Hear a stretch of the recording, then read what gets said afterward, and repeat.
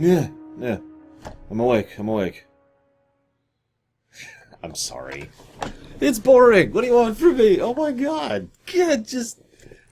This right here is exactly why I tend to skip season 1 and 2. Now, that is a bit, to quote Huthor, reductive. That is too broad of a statement. Now, what I need to do is I need to cherry pick season 1 and 2, find the episodes that are worth a damn, like Shuttlepod 1 or Strange New World and whatever else I've liked so far, and be like, okay, just add those to the rewatch list. Because it's not that this is a bad episode. It doesn't get too preachy. The guest stars are decent. The effects are all right. The concept's kind of okay, even though it's almost assuredly, although I wasn't able to confirm this with 100% certainty, so have a big asterisk of allegedly this is a recycled Chakotay episode. I wasn't able to find a source for that. I'm really getting irritated by that. By the way, I keep running into that wall when it comes to Enterprise. People will say stuff about it. I'm like, oh, okay, that makes sense. Let's look into it. Oh, you don't have a source. Like I said, this is probably the least amount of behind-the-scenes material I've ever had when it comes to covering a show on this show. I literally have more information when it comes to My Little Pony. Which, I by the time this episode comes out, we'll almost be done with that. Anyways. So, Rogue Planet. Don't worry, it's not Minecraft this time. But what we have is Tucker taking pictures, and he's awful at it. And then they come across a rogue planet. Come back to that. Yeah. And then we find out that Reed was in the Eagle Scouts. Which, hang on, I thought he was from Britain. Royal Navy, you know. Europeans, that's been brought up twice before. Do they have Eagle Scouts over there? Anyways, whatever. They also have flashlights. Now, that may sound like a really strange thing to point out, but they have flashlights and night vision. Can you spot the problem there? Also, the night vision only goes on one eye for some reason, but I'm not even going to get into that. So, we find out, as of course this episode, you notice I'm just racing through, I'm already like 10 minutes into the episode, because there's so little to talk about. We found out that they outlawed hunting back on Earth. Huh. Bullcrap. You're telling me that they decided, first of all, that hunting was bad. Do note that I am not giving my opinion on whether hunting is bad or not. That's not the point. The point is that humanity, as a species, decided hunting was bad and then outlawed it. I want you to think about the level of variance and complexity in human society, which is still a thing. There are still regional differences, and differences of palate, and differences of preference. Remember, the whole point of being unified is not that we are the same. It is that we are together despite and because of our differences. So that species of huge variety decided universally to outlaw hunting. There hasn't been hunting in decades. Right. Then, naturally, for the fact that hunting's been outlawed, the first thing that Reed says is, I'd like to join them. I want to join the hunt. Which already pokes a hole in the previous problem. What's interesting is you'll notice Archer's actually against that. But he just, to be polite, he's like, okay. I'm going to pause here a moment to talk about Keith, and I'm going to screw this name up, Zarabajka. I feel bad about screwing that up, but because he's in all sorts of things. Here, check this out. He is... So, obviously, he's done a bunch of television work here. Yes, I'm just staring at it. He was in Transformers Dark of the Moon. That's not a television. He's in Dark Knight as a detective, the Batman. He did do a bunch of television. He was back in Miami Vice. He was a main character in The Equalizer. Side character in a lot of other things. Whole bunch of other things. But then, as I was looking at his list, I was like, I know this guy. Like, I really do. And I started to realize what I actually know him for is his voice. So in the Young Justice series, he plays Mr. Freeze. In Star Wars Rebels, he plays Vizago, along with several other side characters. Scroll down a little bit, Command & Conquer Yuri's Revenge, he's several characters. He's in Earth and Beyond as a character. He's in Tales of Symphonia as a character. He actually plays Wolverine in Spider-Man 2, the older one. He's in all sorts of stuff. He's the Master of Whispers in Guild Wars. He is Dmitry Yuriev over in Xenosaga 3. But then I kept going down the list, and I just kept seeing more and more and more and more and more people I recognized. But then a couple really jumped out at me. First of all, he voiced several characters, and I do mean like over a dozen characters across Mass Effect and Mass Effect 2 and Dragon Age Origins. He also is the voice of Joshua Graham over in Fallout New Vegas. That should ring a bell with some of you. But then this one really tickled me. In Mass Effect 2, which I kind of skipped over there, he plays Harbinger. He's in a bunch of stuff, but I think the voices, there's two that I heard him most from are Dragon Age 2, this is Bartrand, and everything that has a voice for Gilgamesh after FF12. And some of you are probably thinking, but for those of you familiar with the Final Fantasy franchise, you'll know who Gilgamesh is. This guy is the voice of Gilgamesh in most of the works, including Dissidia Duodecim, Type 0, World of Final Fantasy, Mobius. He's the guy who is pretty much the modern voice of Gilgamesh. I just think that's kind of awesome, and I do like him, and you can tell I'm desperate for things to talk about when I just pull up a Wikipedia page to list someone's acting credits, because... And I started thinking to myself, why is this episode so damn boring?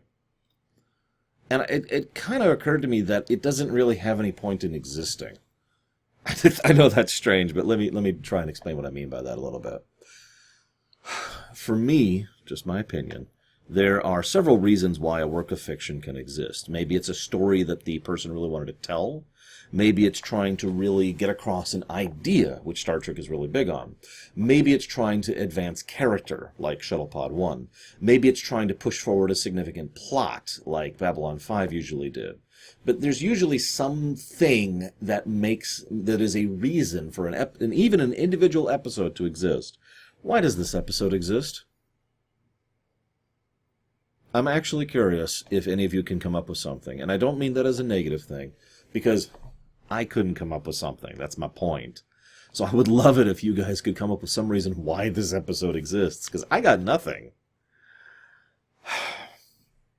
I mean, hunting's bad? No, hunting's portrayed in actually a fairly positive light, and according to the writers, this was done on purpose. They only think reason hunting is bad is because it's after a sentient sapient species. That's it. Other than that, that's fine. In fact, you'll notice the hunters are portrayed in a nearly universal light. Even though they come across as menacing every now and again, it's kind of a friendly menacing, as weird as that may sound, like Wolverine. That's probably partially because of that unique guttural growl that Mr. Keith has. Right? No, they're happy, and yeah, you should join our camp. You want some food? We got some food. They're thankful for the medical aid. They warn them that they should leave because it's dangerous. They're decent folk. And they're completely on the up and up, so it's not really that hunting's bad. Maybe it's a big character piece about Archer. Unless what we're trying to learn about Archer is that he has no idea how to act like a non-crazy person, I got nothing. In fact, there are two scenes that fail miserably for me that could have really elevated this to being an Archer character episode. One with Tucker, one with T'Pol. The problem is, see, here's the thing. Tucker is someone who knows him. For like 8 years, they've been friends. They're basically best friends.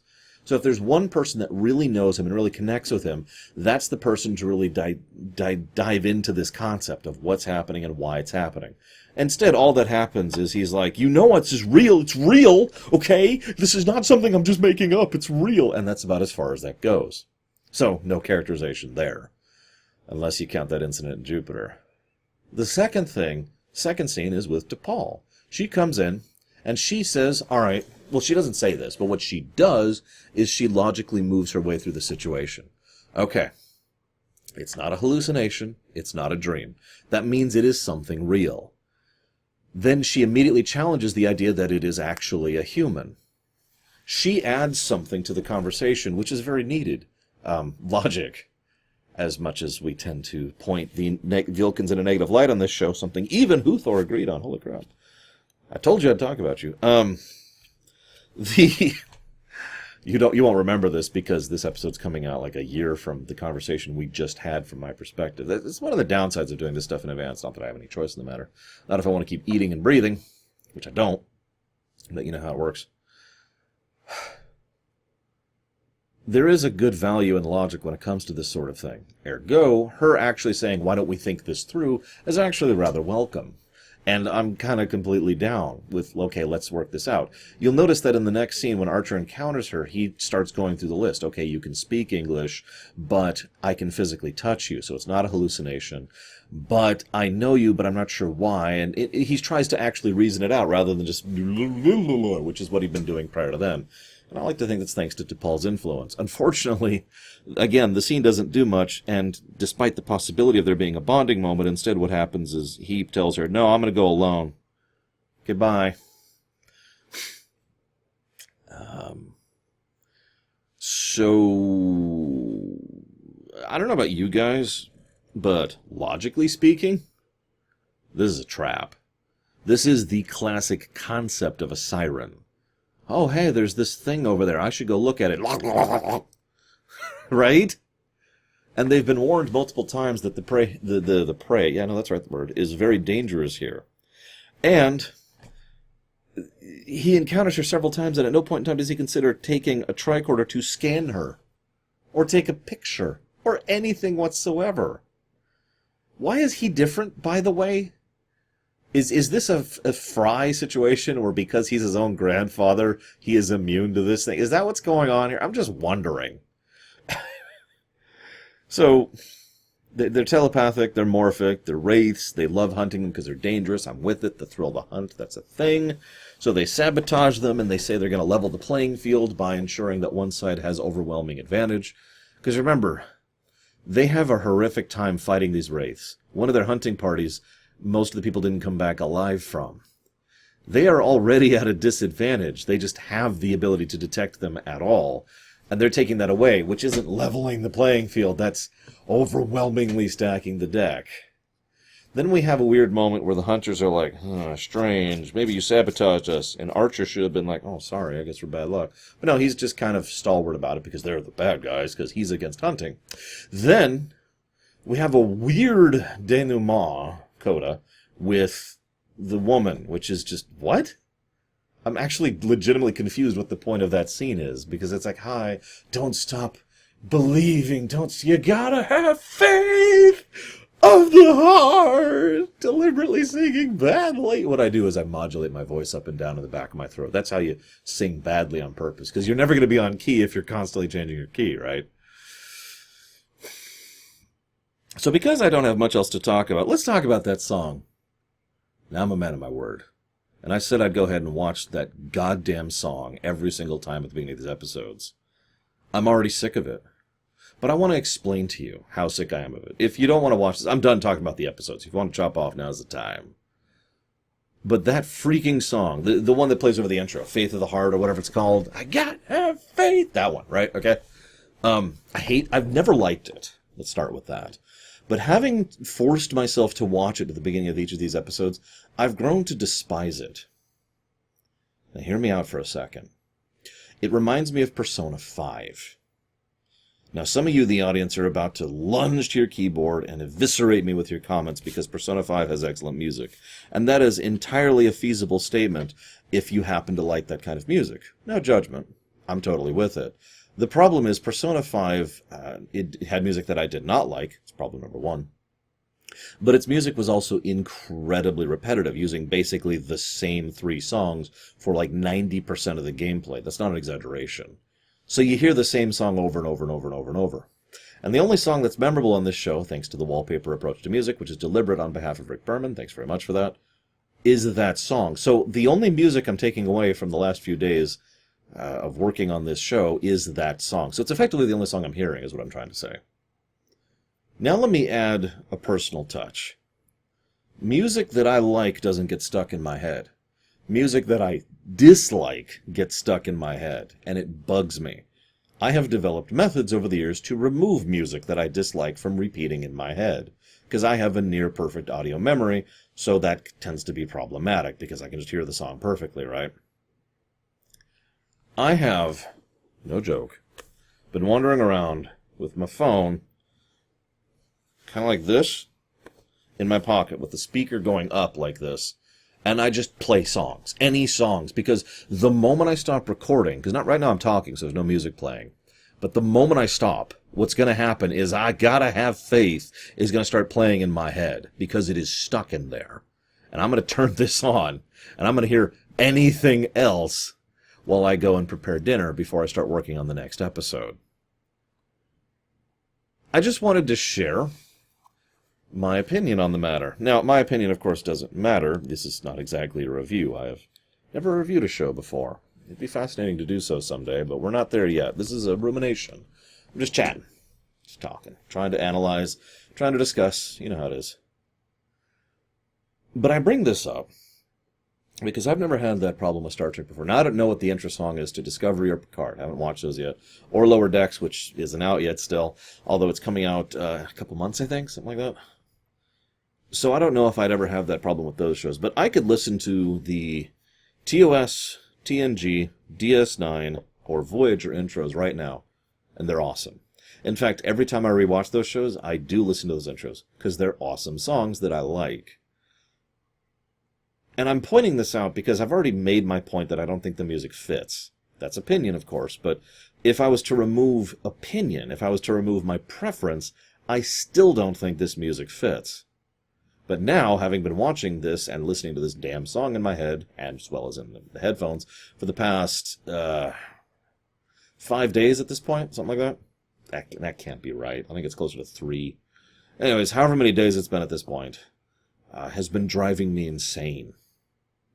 So, there's the wrap-up so far. We're about halfway through Season 1, and I hate the song, and I think it doesn't work.